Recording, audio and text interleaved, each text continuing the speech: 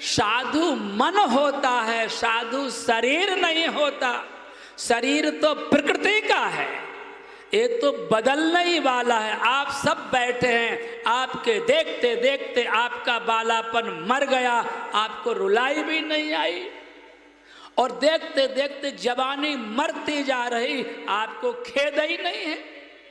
और उसके बाद जब बुढ़ापा आएगा, जब पैर लड़खड़ाने लगेंगे तो आप घबराने लगे, क्यों अब क्या करूं, फिर तुम्हारे हाथ में कुछ बचेगा ही नहीं। इसलिए बंधुओं सावधान, सावधानी का मुख्य मेरा मंतव्य है विवेक का आदर।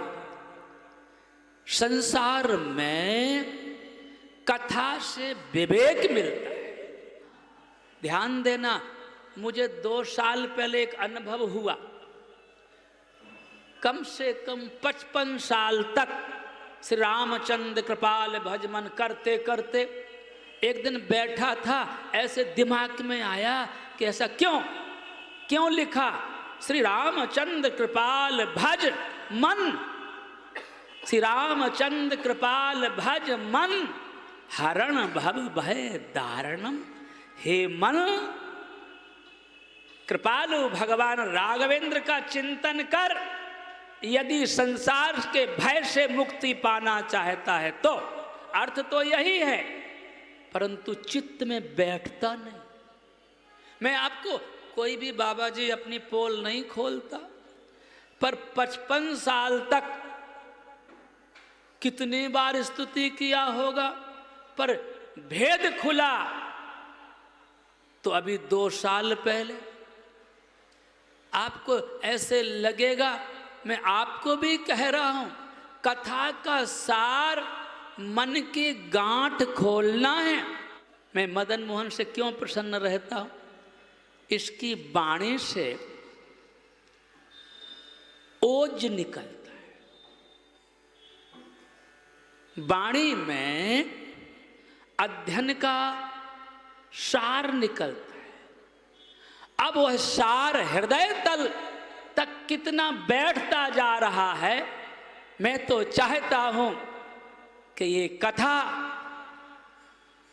कथा ना रह जाए, ये कथा आज से अपना जीवन बने।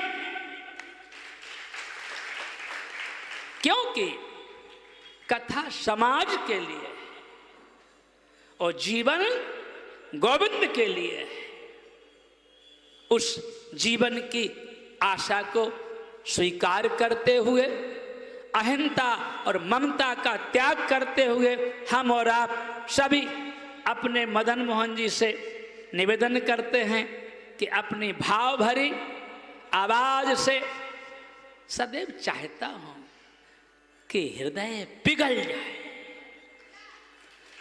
केवल गोविंद के लिए। इन्हीं चरण ही हमें सूत्र दे देते हैं। त्रिविधम नरकस द्वारम, गीता ने कहा तस्मा तत्रयम तजीत। रामचरितमानस का सुंदरकांड कहता है काम क्रोध मद लोभ सब नाथ नरक के पंथ। कभी कभी लोग पूछते हैं कि हम लोग नरक जाते हैं कि नहीं जाते। ये तो मुझे भी याद नहीं है, लेकिन पुराणों में, भागवत जी में भी 28 प्रकार के नरकों की चर्चा है।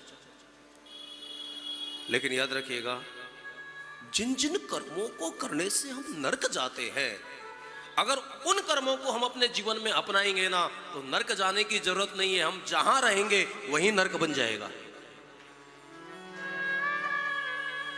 अत्रैव नरका स्वर्गा, कपिल गीता। अहो अमीशाम किमकार शोभनम, श्रीमद्भागवत पंचम स्कंध। याद रखना, मुझे पता नहीं है कि स्वर्ग में बैकुंठ है या नहीं, स्वर्ग में वृंदावन है या नहीं, लेकिन वृंदावन में स्वर्ग है। क्योंकि ऐसे ऐसे तपोनिष्ठ महापुरुषों का आशीर्वाद जो मिलता है। अहो अमीशाम किमकार शोभनम, कितना स्वर्णिम संयोग बना है। और ये प्रेम भूमि है, और प्रेम पथ के प्रवर्तक हमारे पूज्य चरण हैं। बस महापुरुष यही करता है, प्रेम की दीक्षा देता है। हमें कुछ बहुत शास्त्र नहीं सिखाता है, वो परमात्मा के लिए रोना सिखा देता है। और किसी अयोग्य व्यक्ति को हम गुरु माने तो बहुत बड़ी साधना की त्रुटि हो जाएगी। और गुरु की कभी परीक्षा नहीं ली जाती है, उसकी प्रतीक्षा ही की जाती है। लेकिन जिसके सानिध्य में बैठने से हमारी नेत्र डबडबाने लगे, हमारे हृदय में भगवत प्रीति जागने लगी, गुरु गोविंद से प्रेम करवाता है और गोविंद गुरु से प्रेम कराता है। मोते अधिक संत कर लेखा। सातवीं जो भक्ति का वर्णन सबरी के सामने श्री राम जी ने किया है, उधो मोई संत सदा अति प्यारे, मैं संतों के पीछे जाऊं जहां जहां संत सिधारे। तितिक्षवा कारुणिका सुहृद सर्वदेही नाम अजात शत्रु होते हैं। और जब अगर मानस की बातें करें तो जिसके जीवन में सत्य का आचरण है और उस पर एक भक्ति की बिंदिया लगी हुई है, वो सत संत बनता है। जिसके आचरण में सत्य है और भक्ति का वो बिंदिया लगी हुई है। षड विकारों से निवृत्त होते हैं महापुरुषों का अंतःकरण। भगवान श्री राम को कहा गया देव ऋषि नारद ने कि प्रभु थोड़ा संतों के बारे में कुछ बताओगे। कही सकन सारद शेष नारद सुनन पद पंकज गए। कही सकन सारद शेष नारद सुनत पद पंकज गए।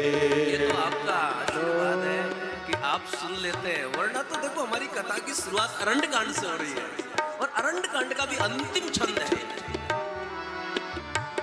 कही सकन सारद शेष नारद सुनत पद पंकज गए। हस दीन बंधु कृपाल अपने भगत गुण निज मुख कहे।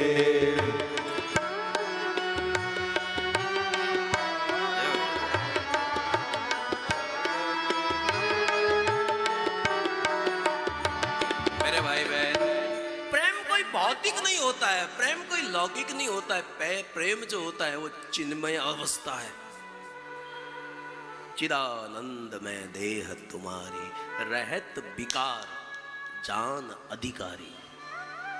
कोई अधिकारी ही समझ पाएगा कि प्रेम अवस्था या मतलब ना परम आनंद की जो आंतरिक मांग है ना, वो प्रेम है। परम आनंद की जो आंतरिक इच्छा है वो प्रेम है। प्रेम साधन नहीं है, प्रेम सिद्धि है। प्रेम में मोह नहीं होता है, मोह वासना है। और प्रेम अनिर्वचनीय अवस्था है और वो परम अवस्था है, और परम अवस्था परमात्मा है।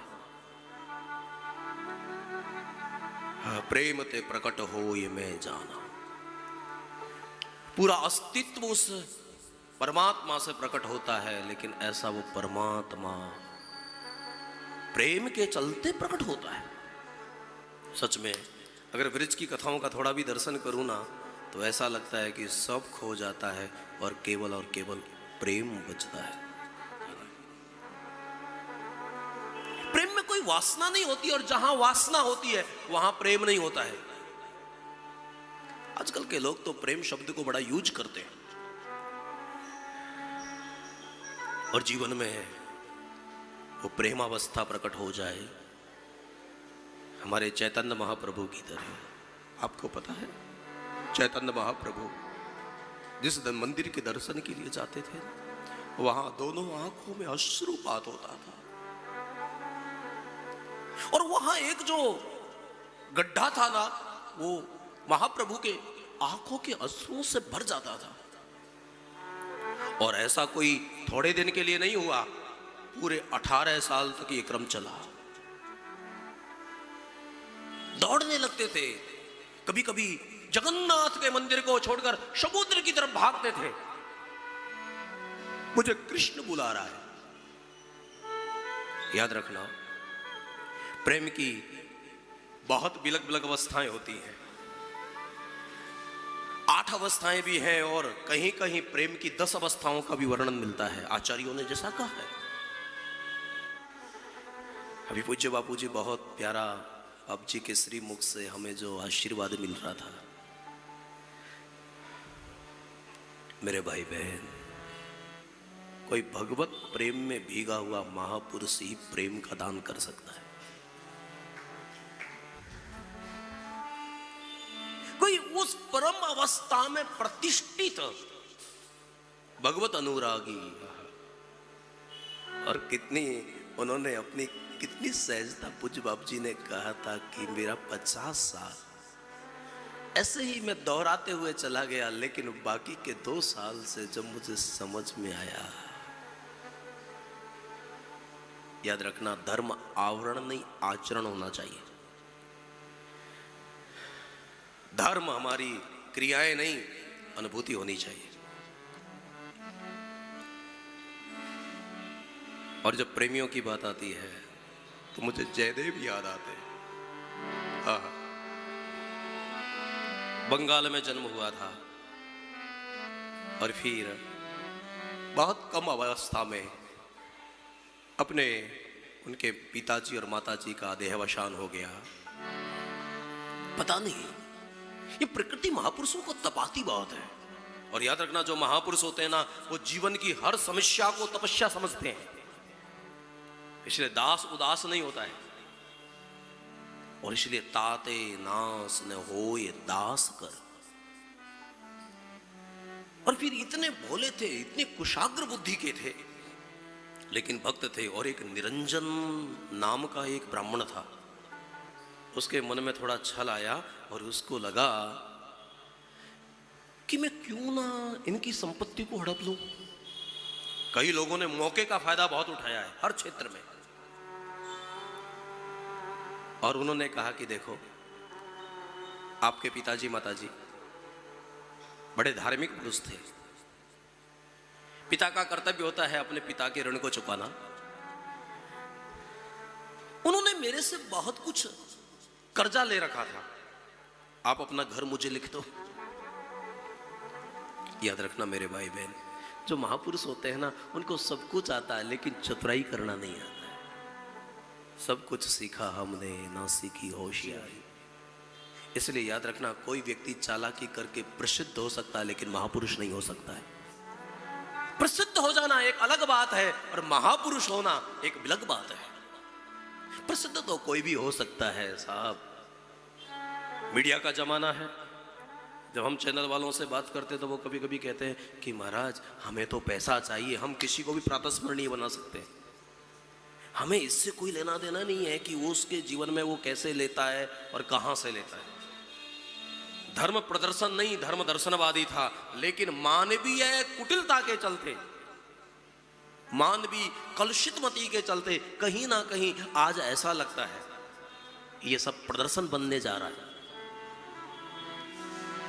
तो जो सरल होते हैं ना, वास्तविक है ना, हाँ, वो चतुराई करना भी चाहते ना तो भी उनको अंदर से, उनके स्वभाव में नहीं होती है बहुत चालाकी करना।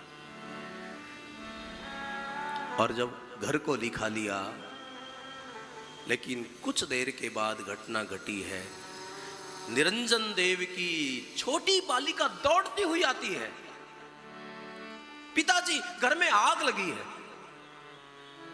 और वो दौड़ता दौड़ता जब जाता है और वहां पर जयदेव पहुंचते हैं, तो जयदेव जी ने जाकर जैसे ही घर में पैर रखा, मानो कि कोई सपने से जाग जाता है, वैसे ही अग्नि बुझ गई। निरंजन को ऐसा लगा कि मुझसे वैष्णव अपराध हुआ है। और आप इतना तो जानते हैं, श्रीधाम वृंदावन में निवास करते हैं, परमात्मा जो है ना वो अपने अपराधी को क्षमा कर सकता है, लेकिन वैष्णव के अपराध को जो अपराध भगति कर करही। दुर्वासा की कथा आपने हजारों बार सुनी होगी।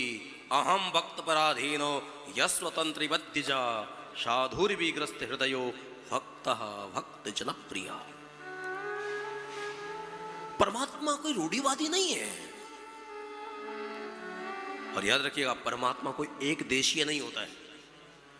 उस सर्वव्यापी परमात्मा को, सर्वेश्वर को, अधिष्ठान को हम सब जगह पूजा नहीं कर सकते, इसलिए सर्वव्यापी परमात्मा को एक में प्रतिष्ठा करके पूजा करने की जो परंपरा है, ये हमारी शास्त्रोक्त परंपरा है।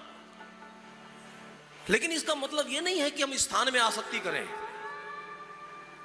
मैं पुनः एक बार कहूंगा, क्योंकि कभी कभी मैं मंदिरों में जाता हूं, कभी कभी मैं लोगों को कीर्तन करते हुए देखता हूं, तो वो लोग झूमते हुए भी नजर आते हैं, लेकिन ऐसा लगता है कि इनसे बलात् कराया जा रहा है। उनमें निजता कहीं नहीं दिखती है। लोग कथा करते हुए भी दिखते हैं, कथा सुनते हुए भी दिखते, लेकिन सब ऐसा लगता है कि सब बलात् हो रहा है, किसी के प्रभाव में हो रहा है। वरना तो याद रखना, जब जीवन मुक्त महापुरुषों की अगर छवि भी देख ली जाए ना, पूज्य गुरुदेव भगवान की जो हम जयंती मना रहे, उनकी छवि को जब हमने केवल फोटो में देखा, अब कोई भी पुराने महापुरुष को देखना, उसकी छवि के दर्शन मात्र से साधक का दैवत्व जागने लगता है। कभी कभी ऐसा लगता है कि लोग धर्म को भूले नहीं है, लेकिन धर्म से भटक गए हैं। कभी कभी धर्म के नाम पर भी कहीं ऐसा तो नहीं है कि हम लोग टेलीविजन देखते देखते हुए सारा जीवन ही हमारा किरदार में बदल गया है। याद रखना, आचरण होना चाहिए, अभिनय नहीं होना चाहिए। हमारा आचरण किस ढंग का है, हमारी करनी और कथनी कैसी है। वरना तो पंडित गया प्रसाद जी महाराज, हमारे वृक्ष के अच्छे संतों में, उनको हमने सुना है, वो कहा करते थे कि भैया ना कहने वालों की कमी है, ना सुनने वालों की कमी है आचरण में उतारने वालों की। जिसको भी देखो सब सुधारना चाहते हैं, सुधरना कोई नहीं चाहता। जिसको भी देखो सब सुधारना चाह रहे हैं। बातें होनी चाहिए, लेकिन कुछ बातों में यथार्थता भी हो। तो वहां पर जयदेव जब लगा है कि अब मुझे यहां मेरा कुछ नहीं है, ना घर है ना घाट है। और याद रखना, कभी कभी साधक के जीवन में जो प्रतिकूलताएं आती है ना, वो भी साधक के विकास के लिए आती है। साधक को किसी भी परिस्थिति में शिकायत नहीं करनी चाहिए, उसको हर परिस्थिति में स्वीकार करना चाहिए।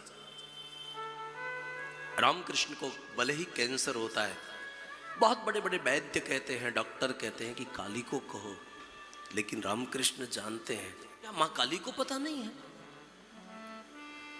और मुझे पता है कि मेरा ठाकुर वही करेगा जो मेरे हित में होगा। हित की नहीं, भगवान से हम हित की बातें कहते हैं। देवऋषि नारद कहते हैं, जेहि विद हो ये नाथ हित मोरा। तो वहां भगवान ने ये नहीं कहा कि तुम्हारा हित होगा, वो कहते हैं जेहि विद हो ही परम हित, जिसमें तुम्हारा परम हित होगा। आजकल साधक कहां मिल पाते हैं, साधकों का तो अकाल पड़ गया है। याद रखना, धर्म का दिखावा बड़ा है, धर्म नहीं बड़ा है। कहीं ना कहीं ऐसा लगता है कि दिग्भ्रमित समाज कभी कभी ऐसा किरदार कर लेता है। तो वहां जयदेव जी महाराज को लगा कि चलो, और वो जब चलते हैं और जब उन्होंने गीत गोविंद गाया, श्रित कमला मुख मंडला ग्रीत कुंडल ग्रीत कुंडल हरे दिनमणि मंडल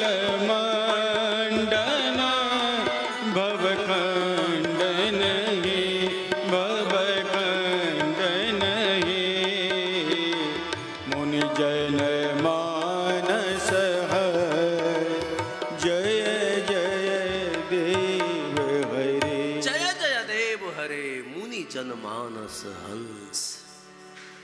और फिर जय जगदीश हरे की जब आलाप लगाते थे ना, एक पारसर गोत्रीय ब्राह्मण उनके साथ हो जाता है, जगन्नाथ की राह पकड़ते हैं। और याद रखना, जो आनंद मार्ग में है ना, वो मंजिल में नहीं है। मीरा रोती है, बिहारी को मिलना है, नहीं वो मिला हुआ है। फिर रोती क्यों हो? वृंदावन क्यों जाना चाहती हो? उन्होंने कहा कि वृंदावन जाने के मार्ग में जो अनुभूति होगी ना, वो मुझे चाहिए। याद रखिएगा, साधनाएं केवल ये मनोरंजन के लिए नहीं होती है कि चलो थोड़ा घूमना फिरना हो जाएगा, थोड़ा मूड चेंज हो जाएगा। कई लोग तो घर से निकलते ही साहब उनके अंदर का शैतान ऐसा जाग जाता है, ऐसे खाने पर टूट पड़ते हैं। वृंदावन में भी तो कितने बड़े बड़े रेस्टोरेंट हैं। परमात्मा हमसे बाहर है, ये भौतिकवादियों की सोच है। ये सोच ही खोटी है। परमात्मा कहीं बाहर मिलेगा, भागने से नहीं मिलेगा। भागना नहीं है, जागना है। भागने का नाम संन्यास नहीं, जागने का नाम संन्यास है। घूंघट के पट खोल तो ये पिया मिलेंगे। हाँ, आप अपनी पात्रता के अनुसार साधन करो, साधनों के लिए ना नहीं है। जयदेव ने इतनी बड़ी करुणा की उन चारों चोरों के ऊपर, और फिर उसके बाद महाराज ने उनको बहुत धन धन दिया। एक बार पद्मा के साथ शांत बैठे हैं। पद्मा ने देखा, नाथ आपके स्नान का समय हो गया है, आप नित्य क्रिया के लिए नहीं जा रहे हैं। पद्मा, मेरे गीत गोविंद का एक चरण बाकी है। कोई बात नहीं,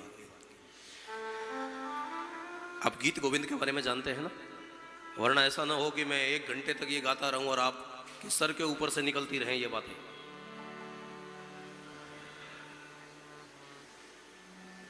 कोई बात नहीं, अब स्नान करके आइएगा।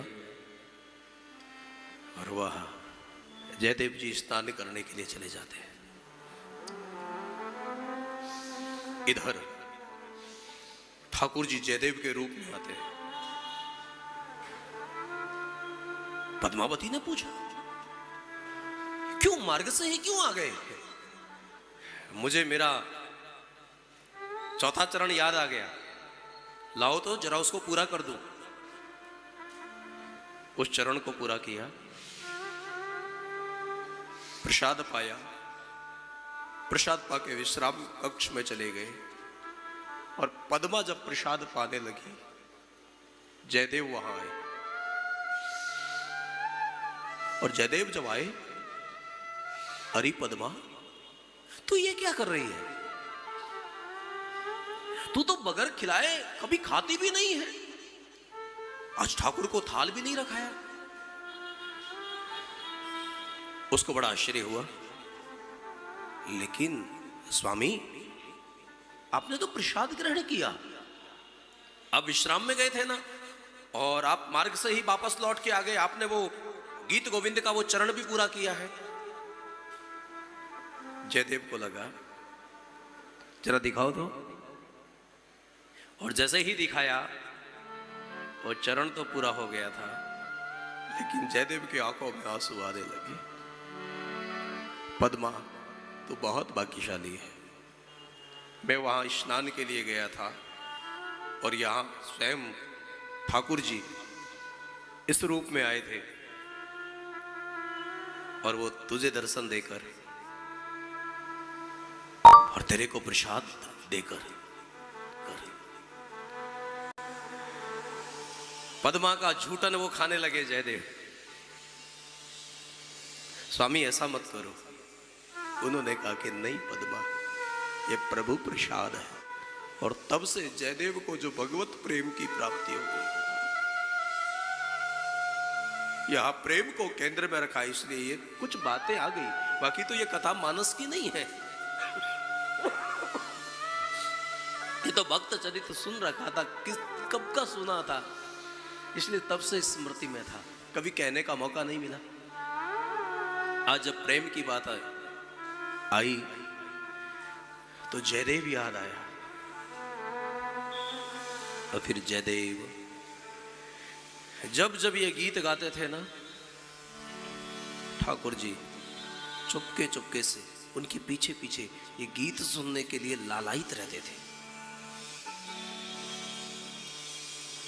कालिये विषधर रंजना भव रंजन हे जन रंजन हे यदुकुल नलिन दिने जय जय देव हरे श्रुत कुमला मुख मंडल घृत कोंडल हे घृत कोंडल हे। इस गीत को गाते हैं, गाना ही चाहिए।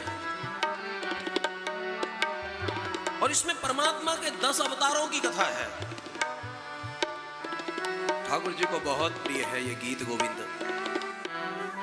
कभी कभी हम कहते हैं कथा में कि कोई लोकसभा जाता है, कोई विधानसभा जाता है, कोई राज्यसभा में जाता है, कोई शोक सभा में जाता है, कोई किस किस सभा में जाता है, लेकिन इस दुनिया का सबसे भाग्यशाली इंसान है जो धर्म सभा में आता है।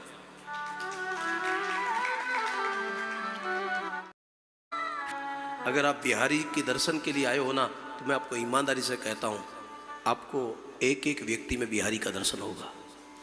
और खाली भीड़ का हिस्सा बनकर अगर आप विचरण कर रहे हो ना, तो भैया न यहां मिले न वहां मिले, सत्य नहीं मिलेगा। सांत्वना मिलेगी कि हम जाके आए हैं, सांत्वना तो मिलेगी। और फिर उसके बाद शंकर की दशा को सती ने देखा। कभी कभी हम लोग पूरी जिंदगी जिनके साथ रहते हैं उनको समझ नहीं पाते,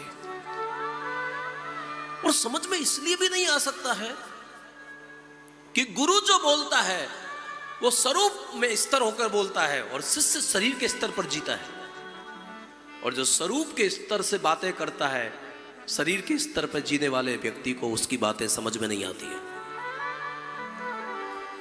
उसका जो भी इशारा होता है वो देहातीत अवस्था के लिए होता है, और हम पूरी दुनिया, पूरी एनर्जी शरीर के स्तर पर जी रहे हैं।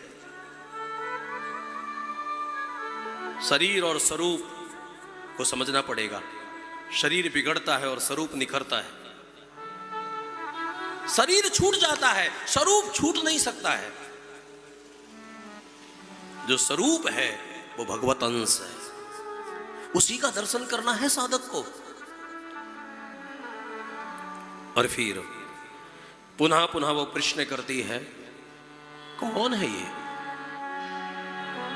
याद रखना, हम कितनी भी कथाएं गाए, कोई भी गुरु, कोई भी महापुरुष कितना भी समझाए, सत्य को समझाया नहीं जा सकता। कभी भी वाणी का विषय नहीं है ये तो एक माहौल पैदा किया जाता है कि इस माहौल में किसी का दैवत्व जागृत हो जाए। बाकी याद रखना, ये स्थितियां ऐसी होती हैं जिसको समझा जा सकता है लेकिन समझाया नहीं जा सकता है।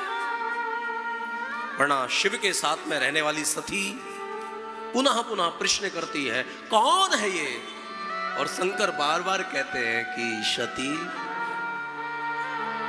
ये जो है ना मुनि धीर जोगी सिद्ध समन जय ध्यावही विमल मन जय ध्यावही। मानस में अगर ईश्वर आपको सुमति और समय देना तो आप और कुछ काम कम कर लेना, एक माला कम जप लेना, लेकिन मानस का अध्ययन करो। अपने नित्य कर्म में रामायण के कुछ दोहे पढ़ा करो। और मानस के जो छंद है ना, कभी कभी तो जी चाहता है कि इनको पूरा गाया जाए, लेकिन मुझे पता है कि अगर पूरा गाऊंगा तो 9 दिन तो क्या, और अभी तो हमारा दूसरा मास पारायण भी पूरा नहीं हुआ, तीसरा दिन है कथा का। पूज्य प्रेम पथिक के प्रवर्तक पूज्य जगत गुरु पीपा द्वाराचार्य पूज्य महाराज श्री के आशीर्वाद से अनेक प्रेमियों की चर्चा करते करते, और फिर जो वैष्णवानाम यथा शंभु, शंकर की जागृति को गाया और शंकर की कथा प्रीति को गाया। और फिर ये सब गाते गाते हम आपको यही निवेदन करेंगे, आप धाम में बैठे हो, थोड़े जागते रहो। भागने का नाम संन्यास नहीं, जागने का नाम संन्यास। अगर घर छोड़ोगे कुटिया बनानी पड़ेगी, ये पहनना छोड़ोगे तो ऐसा। छोड़ना और पकड़ना कोई महत्वपूर्ण बात नहीं है, आप जहां हो, आप भेष से नहीं वृत्ति से साधक बनो। जय राधा माधव,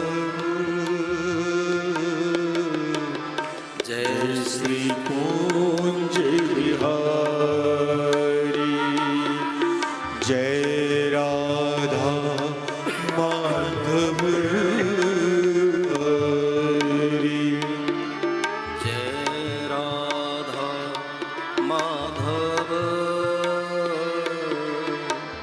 जय श्री कुंज बिहारी, जय राधा माधव,